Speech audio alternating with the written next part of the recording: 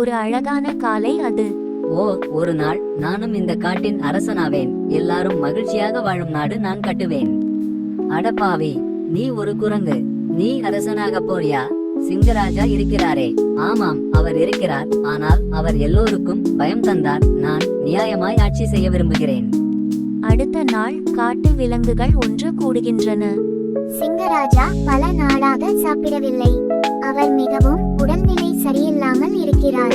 இப்போ நம்ம ஊருக்கு புதிய அரசன் தேவை. நான் தயாராக இருக்கிறேன். என் உள்ளமும் உண்மை, என் தீர்ப்புகளும் நியாயமாக இருக்கும். குரங்கா அரசன், அதுவும் நியாயமா? எங்களை கேலி செய்றாயா?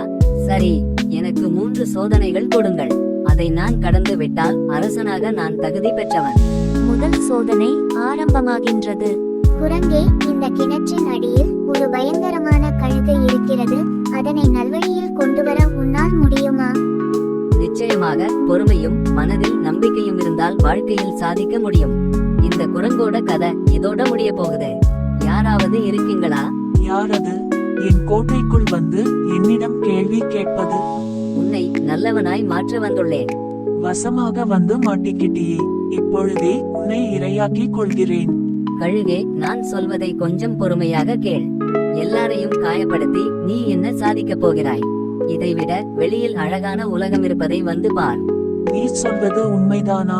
உன்னை போன்று எவருமே என்னிடம் அன்பாக கதைத்ததில்லை.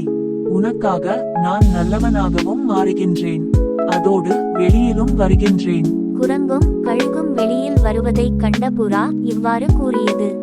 குரங்காரே, நீ உண்மையாகவே நல்லவன். நீ சாதித்து விட்டாய். இவ்வாறு கதைத்துக் கொண்டிருக்கும் போது ஒரு மான் அவ்வழியே வந்தது.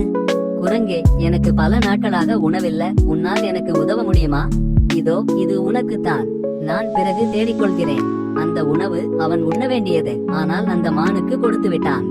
ஆமாம், நானும் அதை பார்த்தேன். நரி ஒரு சிறிய பறவையை பிடிக்க சென்றது.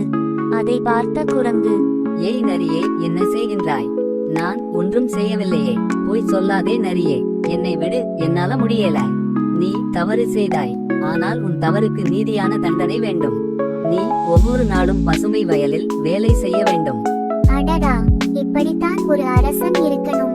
எங்கள் குரங்கு நண்பன் இப்போது அரசனாகிறார். குரங்கரசன் வாழ்க. நீ எங்களின் நியாயமான அரசன். நன்றி நண்பர்களே. நான் ஒரு குரங்கு, ஆனா என் மனது பெரியது. உங்களுக்காக நான் வாழ்வேன்.